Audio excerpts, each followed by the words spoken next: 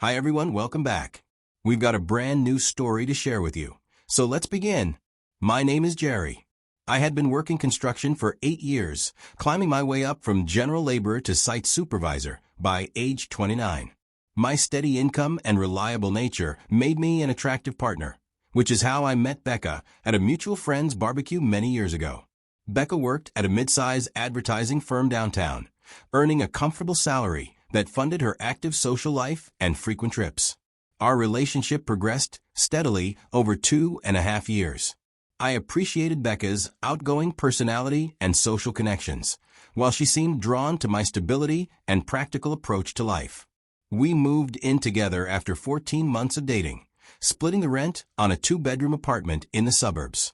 I proposed in July 2024 during a weekend getaway, presenting a $4,500 diamond engagement ring I had saved for months to purchase. Wedding planning began immediately after the engagement. We booked Oakwood Country Club for the wedding day, putting down a $3,000 non-refundable deposit. The venue could accommodate our guest list of 127 people, including family members, co-workers, and Becca's extensive network of college friends and social acquaintances. Additional vendors were secured alongside a photographer for $2,800, catering for $6,200, and a wedding band for $1,600. Total wedding expenses exceeded $18,000. I didn't notice certain patterns in our relationship until it was too late. Becca rarely altered her social plans for my needs. I had previously rationalized these decisions as Becca simply being social and independent, qualities I initially found attractive. However, friends and family members occasionally commented on the one-sided nature of our relationship dynamics. We maintained separate bank accounts while splitting household expenses evenly. I contributed $1,200 monthly toward rent, utilities, and groceries, while maintaining my own savings account for personal expenses and future planning. Becca matched my household contributions, but spent significantly more on entertainment, clothing, and travel with her friend group. Our financial philosophies differed considerably, though we had managed to establish a joint savings account containing $8,200 earmarked for wedding expenses and a future house down payment. 3 months before the accident, Becca had booked a girls' weekend trip to Las Vegas with her college sorority sisters. The occasion was a bachelorette party for their friend Linda, who was getting married. The trip package cost $1,200 per person and included round-trip flights, 3 nights at a luxury resort on the Strip, and various entertainment reservations. Becca had paid in full using her credit card, mentioning to me that the deposit was non-refundable, and the group had been planning the celebration for over a year. The job site where I worked was located in the downtown business district, part of a major commercial development project scheduled for completion in the next 14 months. The 12-story office complex required extensive foundation work, necessitating the use of heavy machinery, including excavators, bulldozers, and concrete pumps. As a site supervisor, I was certified to operate multiple pieces of equipment and regularly switched between administrative duties and hands-on construction work. On the day of the accident, 2 days before Becca was supposed to travel, it was a typical Tuesday morning at the construction site. I arrived at 6:30 a.m. for the daily safety meeting with my crew of 14 workers. Weather conditions were favorable, with clear skies and temperatures in the mid-50s. The day's schedule included continued excavation work on the building's northeast corner, where crews were digging to install underground utility connections. I was operating a Caterpillar 320 excavator, a machine I had used hundreds of times over my career. At approximately 2:30 p.m., I was maneuvering the excavator near a section of exposed foundation when a hydraulic hose connecting to the boom assembly suffered a sudden rupture. The high-pressure hydraulic fluid loss caused the boom to drop rapidly and unexpectedly. I attempted to jump clear of the operator's cabin, but my left leg became caught between the boom and the excavator's track frame. The crushing impact resulted in a severe closed fracture of my tibia, causing intense pain and immediate swelling that prevented me from moving the leg. A veteran crew member working nearby witnessed the accident and immediately called 911 from his cell phone.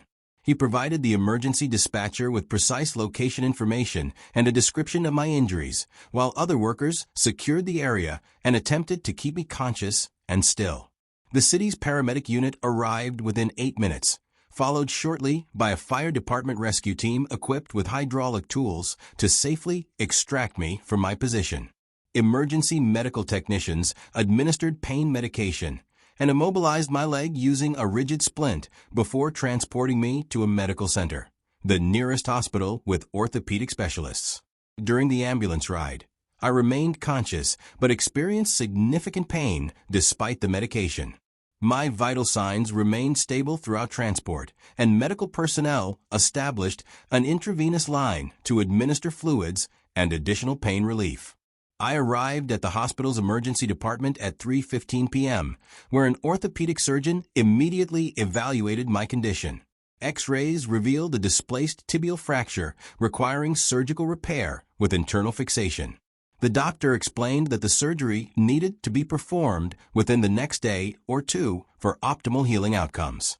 She scheduled the operation for Thursday morning at 7 a.m., allowing time for preoperative preparation and medical clearance.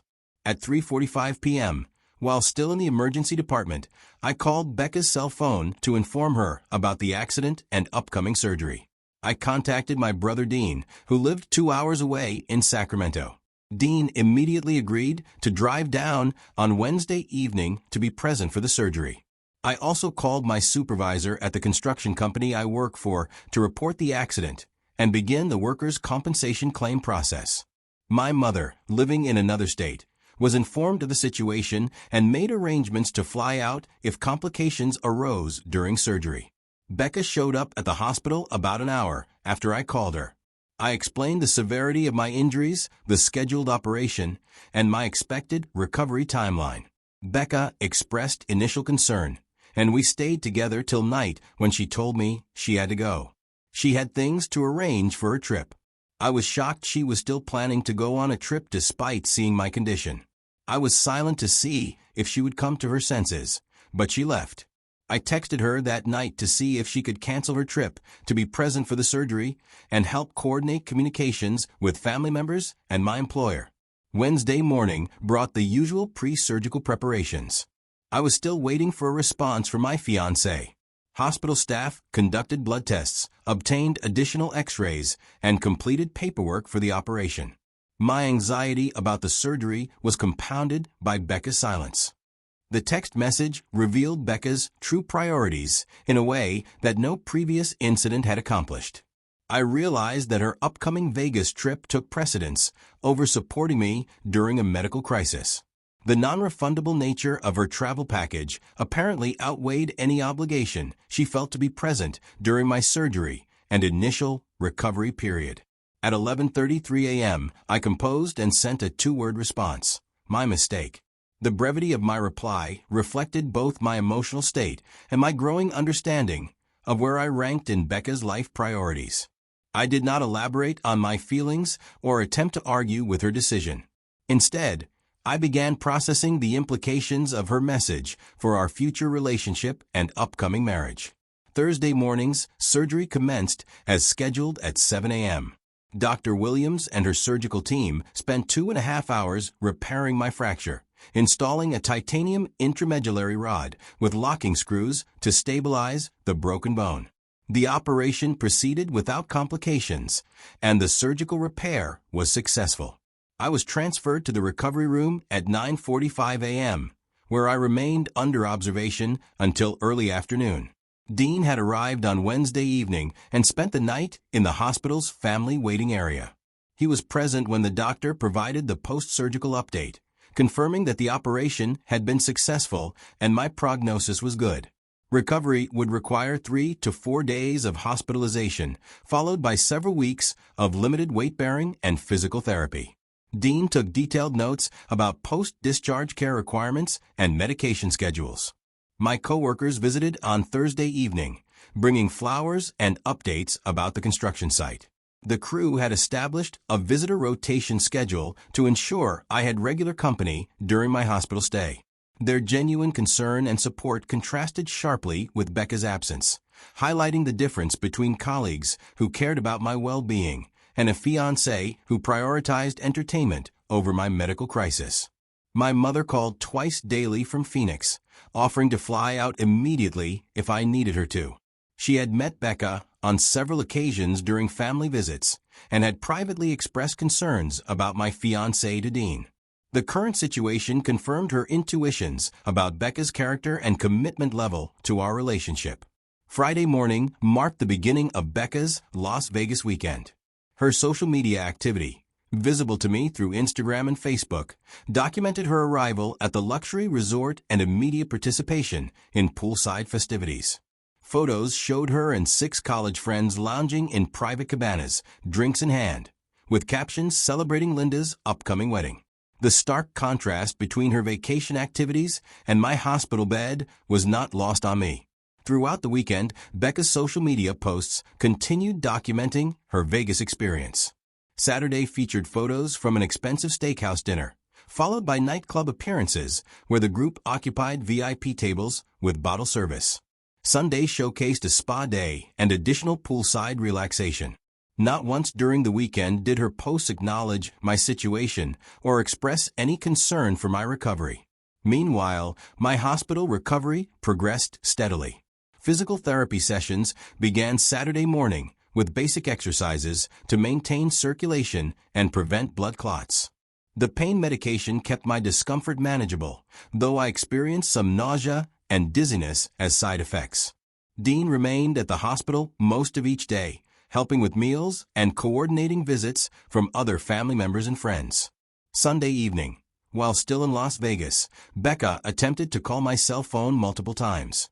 The calls came between 8 p.m. and 10:30 p.m. Pacific Time, suggesting she was trying to contact me during breaks in her entertainment schedule. I watched my phone ring, but chose not to answer any of the calls. Each unanswered call reinforced my decision to reevaluate our relationship fundamentally. Monday brought Becca's return flight from Las Vegas and additional attempts to reach me by phone. She called 4 times between 2 p.m. and 7 p.m., leaving voicemail messages that I chose not to listen to immediately. Her persistence suggested growing concern about my lack of response, though her timing indicated she had made no effort to contact me during the actual surgery or the immediate recovery period. At 9:45 p.m. Monday evening, I made the decision to block Becca's phone number.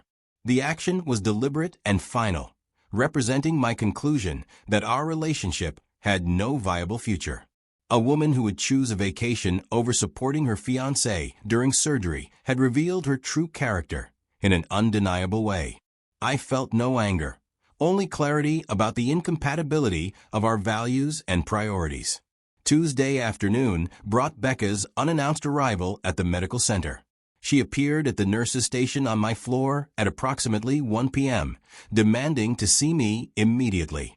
However, I had anticipated this possibility and removed her from my emergency contact list on Monday evening.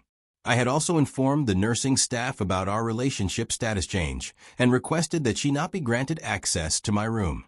Hospital policy strictly limited visitors to immediate family members and individuals specifically approved by patients. When Becca was informed she could not see me, she became increasingly agitated and raised her voice at the nursing staff. Her behavior attracted attention from other patients' families and required intervention from hospital security. She was ultimately escorted from the building after refusing to leave voluntarily. The scene at the nurse's station confirmed for me that blocking her phone number had been the correct decision. A woman who would cause a disturbance at a hospital, disrupting the healing environment for other patients, demonstrated a level of selfishness that extended beyond our personal relationship. The nursing staff later commented to me about the inappropriateness of her behavior and their support for my decision to restrict her access. Tuesday evening at 7:30 p.m., my phone rang with a call from Becca's mother. I had maintained a cordial relationship with Becca's parents throughout our courtship, though I had always sensed they harbored reservations about my career compared to their daughter's white-collar professional track. The mother immediately launched into an emotional appeal on behalf of her daughter. According to her, Becca had called her earlier that evening, crying and devastated about being denied access to see me at the hospital. She claimed her daughter was embarrassed by the public nature of the hospital incident and confused about why I was not responding to her attempts at communication. She demanded an explanation for my behavior and insisted I owed Becca an apology for embarrassing her.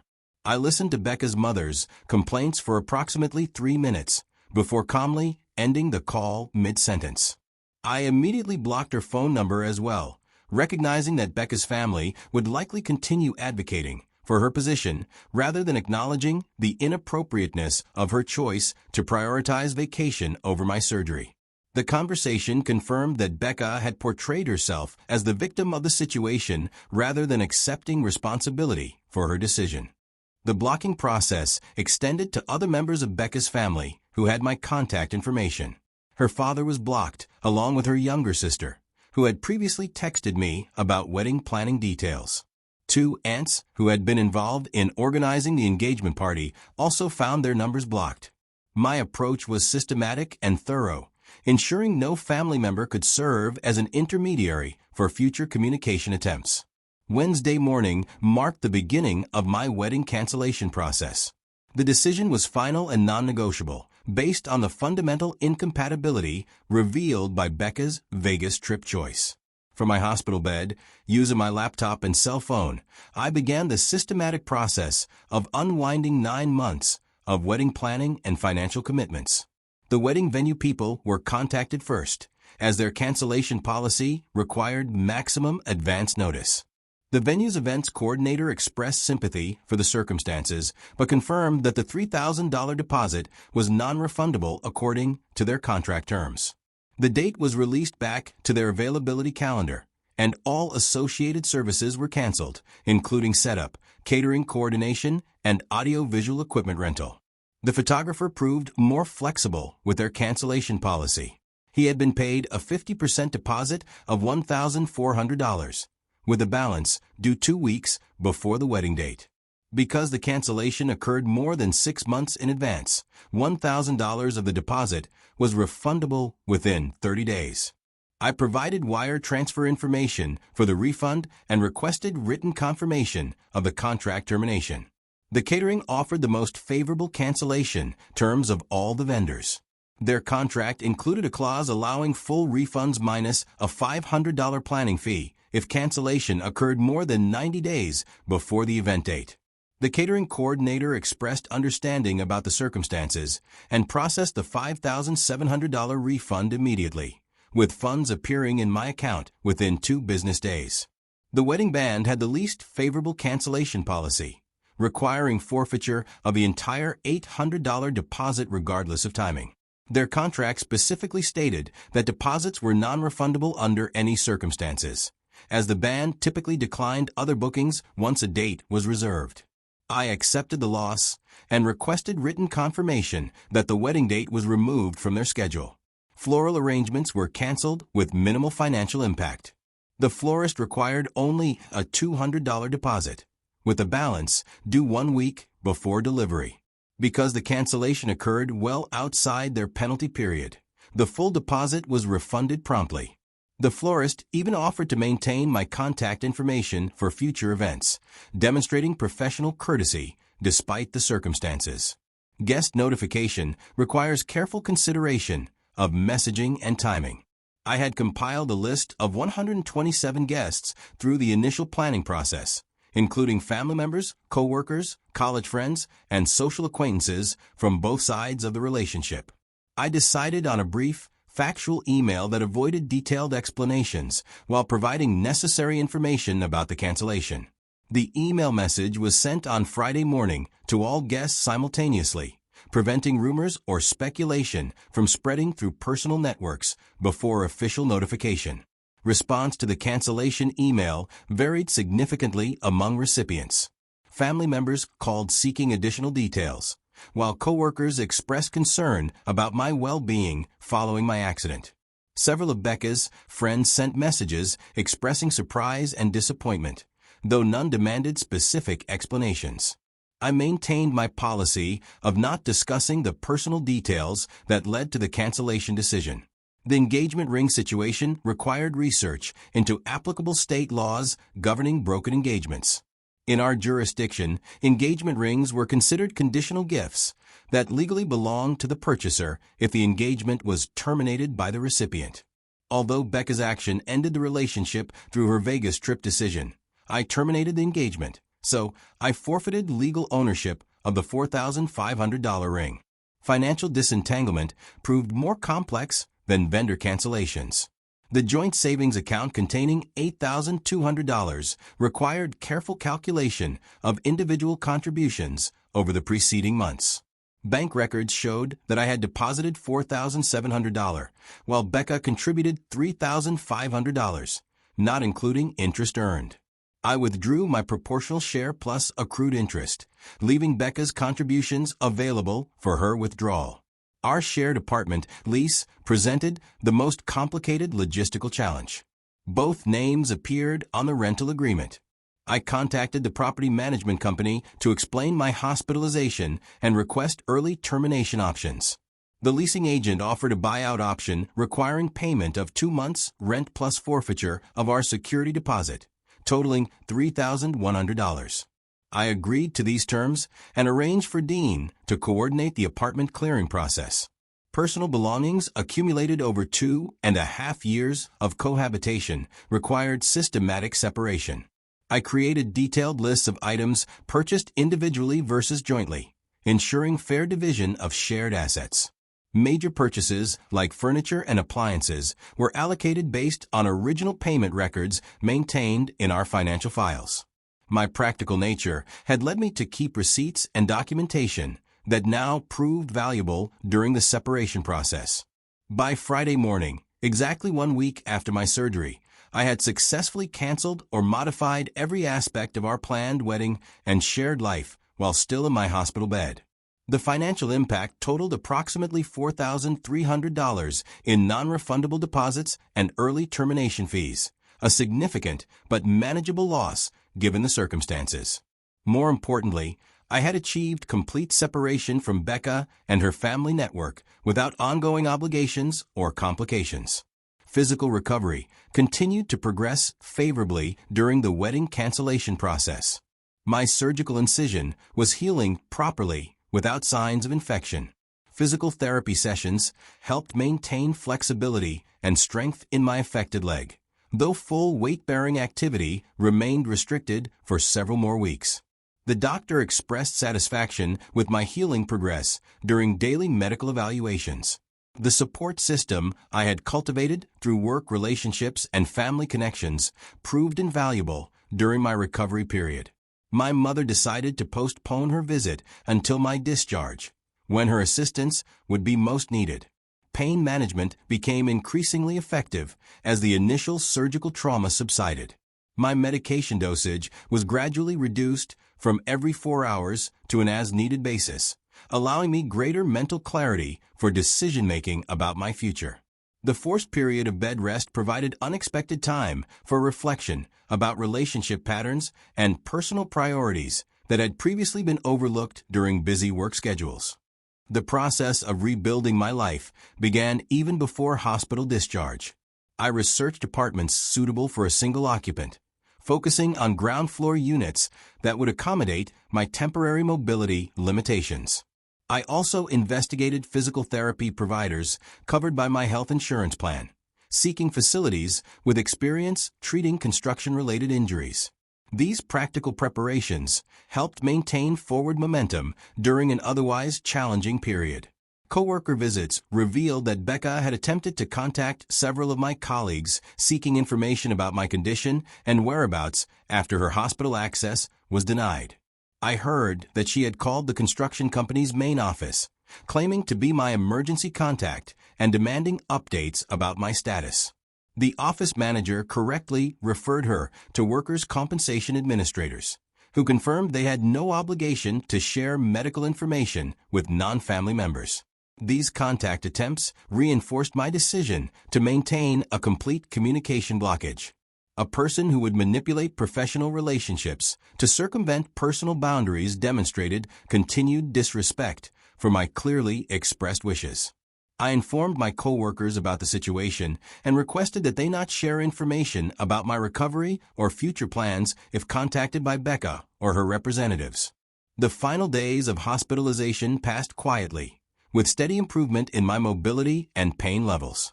Physical therapy sessions progressed from basic exercises to assisted walking with crutches. Occupational therapy addressed practical skills needed for independent living with temporary disability, including safe techniques for navigating stairs, bathing, and meal preparation. These preparations built confidence about managing my recovery period independently. Dean's presence throughout my hospitalization had strengthened our relationship considerably. We had maintained regular contact throughout our adult lives, but the crisis had revealed the depth of Dean's commitment to family support. We discussed plans for Dean to visit regularly during the early recovery period, providing both practical assistance and emotional companionship during a challenging transition. The doctor conducted her final evaluation on Sunday evening, confirming that my surgical site was healing excellently and my mobility was progressing ahead of schedule. She prescribed a home exercise program to supplement outpatient physical therapy and scheduled follow-up appointments at 2-week intervals for the next 2 months. Her optimistic prognosis suggested full recovery with minimal long-term limitations. Monday morning brought discharge paperwork completion and final preparations for returning to independent living. Still unable to secure a new apartment lease, a close friend offered for me to come stay with him pending when I get my place. As I prepared to leave St. Mary's Medical Center, I reflected on the events of the previous week. A workplace accident that could have been merely a physical setback had instead revealed fundamental truths about my relationship and personal values. The clarity gained through Becca's Vegas trip decision had ultimately saved me from a marriage destined for failure, though the realization had come through painful circumstances. Transportation home was provided by my friend, who had a sedan that could accommodate my crutches and medical equipment. The drive to his place took 30 minutes. The apartment met all of my practical requirements. Ground floor accessibility eliminated stair navigation challenges, while the kitchen and bathroom had been equipped with safety modifications recommended by occupational therapy. Recovery progress continued steadily through the following weeks, with outpatient physical therapy sessions helping me regain strength and mobility. The construction company's workers' compensation benefits provided financial stability during the extended recovery period, supplemented by savings I had accumulated over my career. The experience had fundamentally altered my approach to relationships and personal priorities. Future romantic interests would be evaluated not just for compatibility during good times, but for their commitment and support during challenging circumstances. The Vegas trip decision had served as an inadvertent character test that revealed Becca's true nature in an undeniable way. Complete communication blockage with Becca and her family was maintained throughout my recovery period and beyond. I retrieved my personal items from my former shared apartment with the help of Dean. He arranged for everything to be boxed and delivered to my new address. This systematic approach eliminated any need for future contact, while ensuring fair distribution of shared belongings. Looking back months later, I recognized that the construction accident, while physically challenging and financially costly, had prevented a far more expensive mistake in marrying someone fundamentally incompatible with my values. The money lost in wedding deposits and cancellation fees was insignificant compared to the potential costs of divorce and the emotional damage of discovering Becca's true character after marriage. The text message that had initially shocked and hurt me became a source of clarity and eventual gratitude. In 14 words, Becca had revealed exactly who she was and what I could expect from our relationship during future crises. Her casual dismissal of my surgery in favor of a vacation had been the most honest communication in our entire relationship, finally showing her authentic priorities without pretense or manipulation. Thank you for watching.